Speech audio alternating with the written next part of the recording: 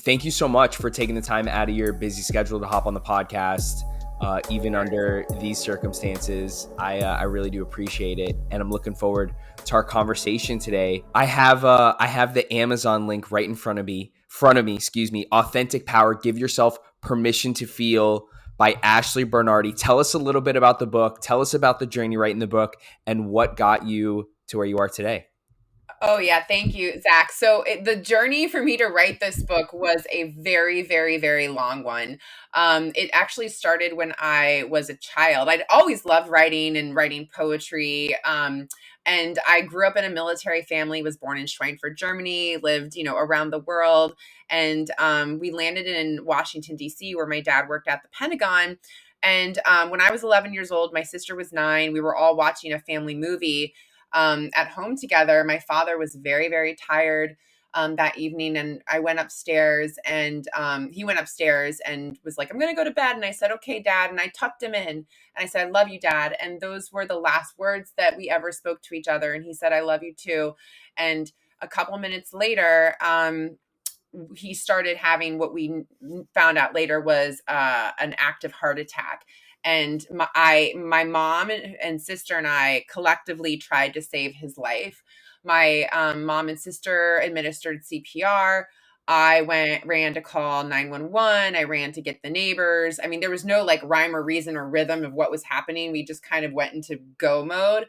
And we found out later after the ambulance picked him up, and we went to the hospital and were taken to the beautiful like pink room. If you ever have to go into one of those rooms, now I know what happens is we found out my mother came in with my dad's sister and said, your dad passed away, he went to heaven. And that was when my world changed forever.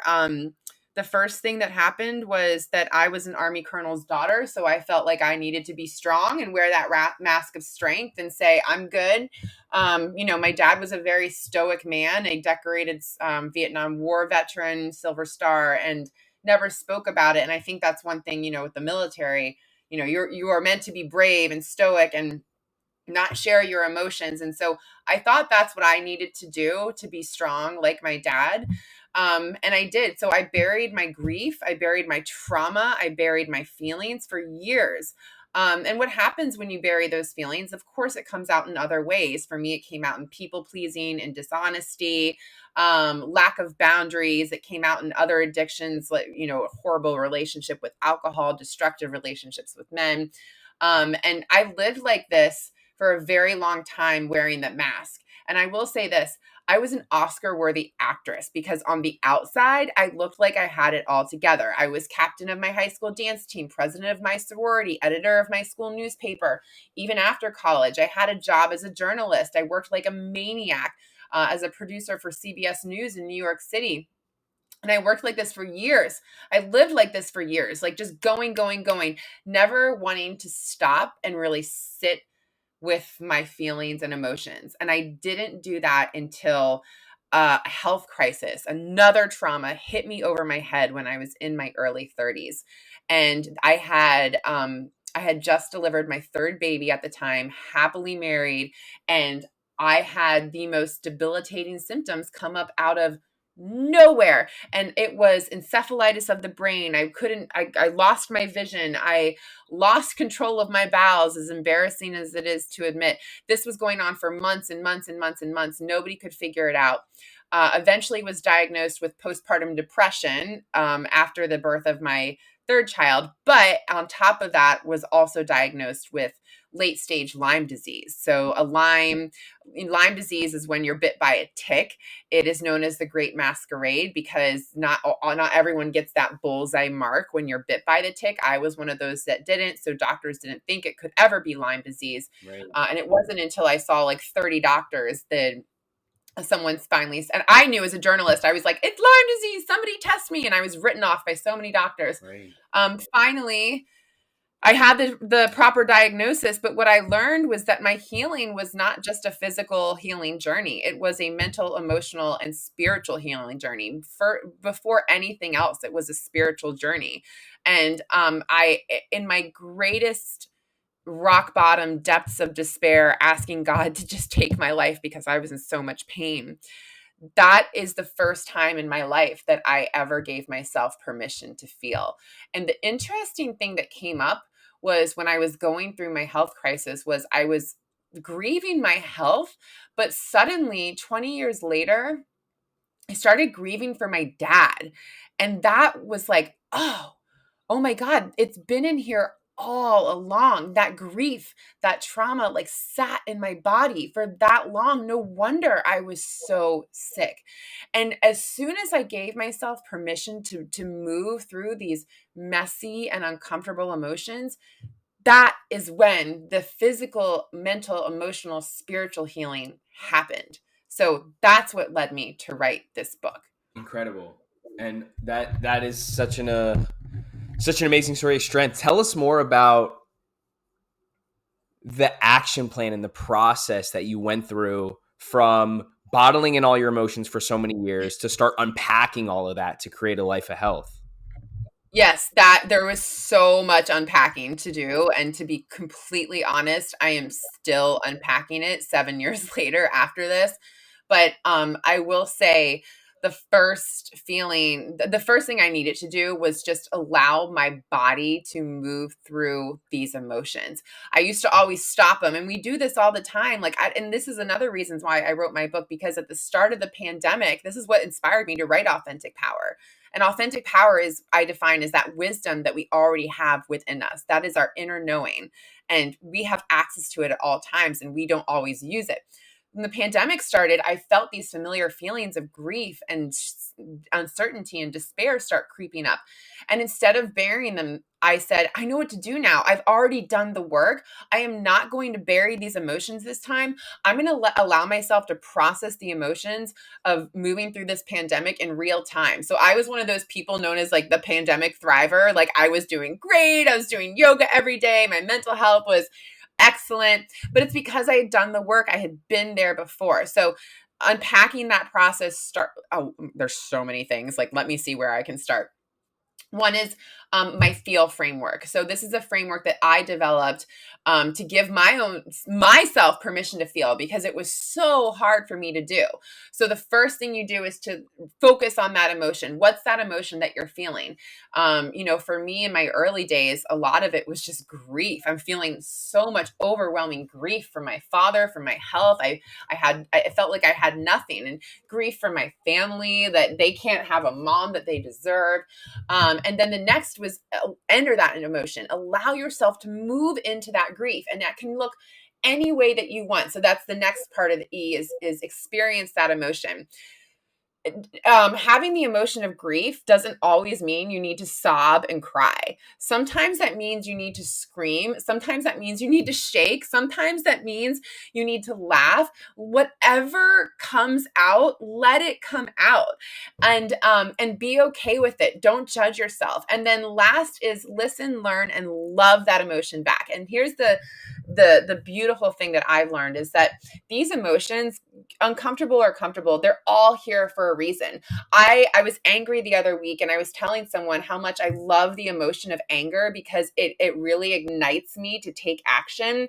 I was feeling angry about my health for some reason, and I was like, you know what I'm going to do?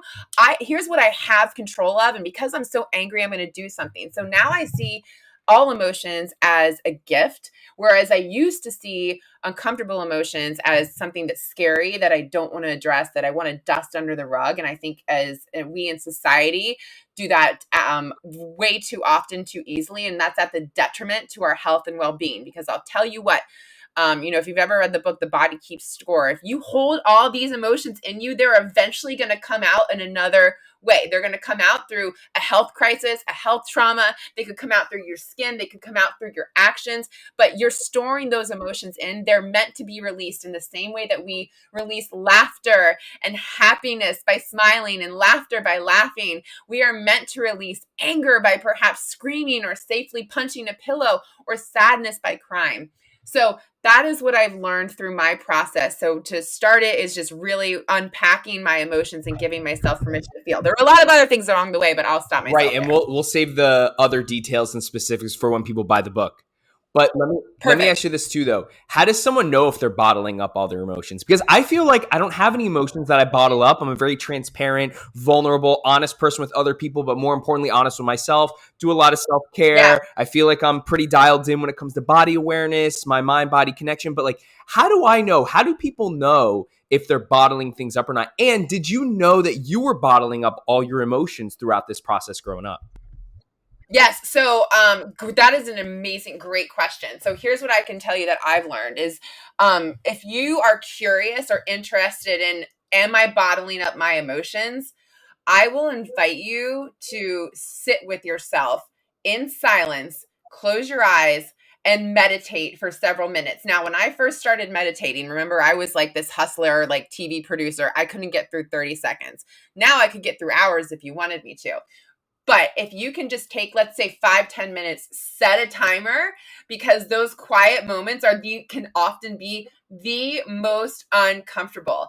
And ask yourself, get a journal in front of you and ask yourself, like, how is my heart feeling today? That's it. Ask yourself how your heart is feeling in this moment today. And you could either write it down or breathe through it and see what comes up. And you'll be, and this is accessing our authentic power. Again, it's that wisdom within us. You would be very, very surprised at what comes up. For me, I'm a writer, so I love to journal. I journal every single day. I ask myself, how's my heart doing? I ask myself, Spirit, what would you have me know today? And it's very interesting what you have come up and what you read it back. So one, get curious about getting quiet and getting still. Now, the other thing that I've learned through speaking to different energy healers and learning different healing modalities, and I'm certified in Reiki, and I went through I got my certificate in the science of well-being from Yale. So I've been doing this for a couple years now. But if something in your chest hurts, like, get curious about why your chest hurts. Like, my chest has been hurting recently. I'm recovering from COVID, but I had an energy healer recently tell me that the chest and the lungs are where we hold grief. Could you perhaps be holding on to grief? And when you're asking yourself, and this is really because we are the experts of our own lives. If you are feeling an emotion, ask yourself, where is that showing up for me in my body? Sometimes it's I notice it's in my shoulders, my stomach, if I'm feeling uncomfortable about something. So get curious about where these emotions are showing up in your body and ask yourself, where is this emotion? Okay, so I've identified I feel anger today. Where is this emotion showing up for me in my body? And then ask yourself that, get quiet and still and listen to what comes back. That's your authentic power. That's the wisdom. That's the answer. Don't edit, don't judge it. Just let it be what it is and listen to what you hear back. Love that. Body awareness, meditation, understanding our emotions, being aware of our emotions without becoming our emotions, right? A lot of consciousness Exactly. based stuff here, mental health, Yes. not only Yes.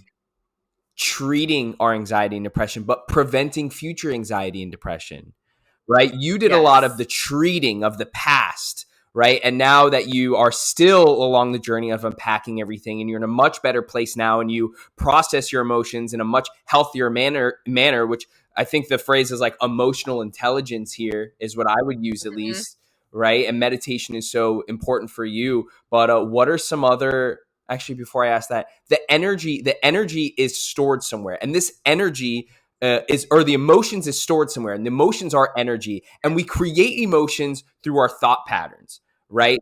So Yes. like if we Yes. think, oh my god, I'm so lucky, we're going to feel appreciation, and that's good emotion Yes. and good energy that's going to help regenerate new proteins and healthier cells that are going to prevent cancer. And so tell us more about how that everything that I kind of described, which think you agree with, Yeah. goes hand in hand with the book that you wrote. Oh my gosh, 1,000%. I mean, energy is a vibration. So when I was going through my own health crisis, I learned about the law of attraction through Abraham Hicks, if you're familiar with that. And something that I did, I learned through that was a focus wheel, where you focus on something that you're desiring, and you act as if you already have it. So for me, it was my health. And so I would write down every day, I am healthy, my health is restored, I am vibrantly healthy, da, da, da, and I would write it again and again and again and again and again and again, and I would say it out loud. Even if you weren't healthy, but I always tell my kids this, your words become your world. Your words are energy, they're energetic vibrations. So what you say will come back to you. So if somebody's like, oh, how are you feeling? Oh my God, I've been sick and da da da. And I'm totally guilty of this. I do this. I'm a human. I give myself grace for it. But like if you say that, you're putting that out in the world that like you're continuing to feel sick. But if someone's like, hey, how are you doing? How are you feeling? Like, and I've been doing a lot of this in my post-COVID recovery. I'm like, I am healing. I'm doing great. I'm doing this. I'm great. I'm great. And that is putting out into the universe your energy of what you're declaring for yourself. So yes, and if anyone is interested in learning about the focus wheel, like look up Abraham Hicks law of attraction. It's amazing. I use it anytime I have any sort of like health issue, and it works every time. I'm a firm believer of the law of attraction. I've manifested crazy things into my life, and the people around me just are their jaws drop when I tell them the things that are going on that just come out of thin air. But when you believe something, when you believe I'm healthy, I believe I'm wealthy, I believe I have everything I need, I believe that there's incredible opportunities in front of me, and you believe it, you start to feel different. You're projecting this frequency out into the universe, out into the ether, right? And because there's all this information in front of us and you can't see it, but it's there. Things start to happen. So I actually, this is a good opportunity for me to tell everyone that's listening, if you haven't downloaded the Life Coach Zach app, head over to lifecoachzach.app. I have a ton of guided meditations, a ton of guided affirmations that are going to help you use the law of attraction in your favor, because the law of attraction doesn't just work for you, it can work against you. Right, man? Ashley? Oh, absolutely. I mean, you like attracts like, so be careful what you put out into the world. Like I said, if you're like, oh, I've been so sick and I'm this and this, you want to attract more sickness, then go ahead, put that out into the world. But if you want to say, hey, Zach, I am vibrant and healthy and I am feeling like my full self, and like that is what you're going to be putting back. So yes, you absolutely can attract things that you might not want to be attracting. I think a lot of people do that too. Yeah, no, absolutely. And most people do it without even realizing it, right? Because you have to acknowledge your thoughts. You have to be aware of your thoughts. You have to watch your thoughts and not be your thoughts. Thoughts are just suggestions. Exactly. They're just suggestions. Yep. And the only way to guarantee that you will become more aware of your thoughts is a daily meditation practice, right? 100%. I mean, journaling is amazing too, but I think meditation should be a non-negotiable for everybody. I've been a daily meditator since 2017, started doing transcendental meditation around 2018, 2019, been a daily meditator every day since, 20 minutes in the morning, 20 minutes in the afternoon. And, I talk about it in pretty much every podcast. My audience are probably over it at this point, but, it's super important to be aware of these thoughts so we can change these thoughts, so we could control our emotions, so we can live a healthier and happier life. And that's exactly what this book is about, guys. Authentic Power, Give Yourself Permission to Feel. I'm actually looking at it on Amazon right now, reading the reviews, got a ton of great reviews here. Tell us a little more about the book, where they can get it, and how they can learn more about what you're doing, Ashley. Yes, thank you, Zach. And I just love that you talk so much about meditation, because it's just, that is where my heart is at too. And I've even taken my kids to meditation retreats. This is my life. So yeah, Authentic Power, Give Yourself Permission to Feel is available now. It is a story of my healing journey, but in that book, I also interviewed over 20 healing experts, healing luminaries from around the world, doctors, psychologists, ER doctors, energy healers, coaches, and more. And I compiled their wisdom into this book as well. And most of them have helped me on my journey too. So my spiritual mentor, my energy healer, psychiatrist that I've worked with, and I've compiled their wisdom into this book as well. So it's my story married with expertise from some of the world's leading experts. And that is all about What was your favorite part about writing the book?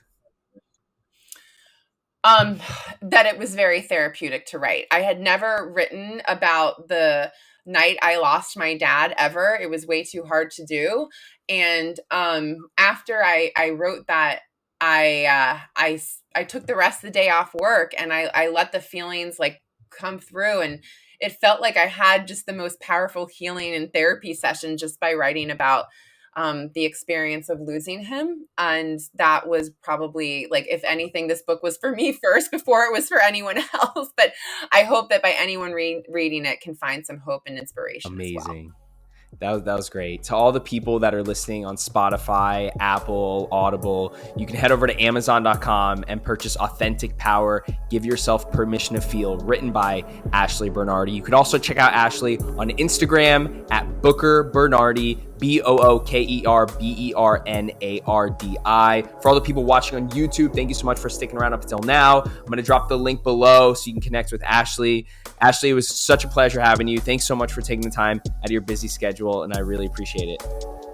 Thank you, Zach. What's up, everybody? Thank you so much for being a loyal listener of the podcast. If you haven't already gotten my first book, Live Better Now, it's officially out on Amazon.com. I want to give a huge thank you to everyone that's already purchased the book, reviewed the book, or shared it with friends and family. It really, really means a lot to me. Thank you guys so much.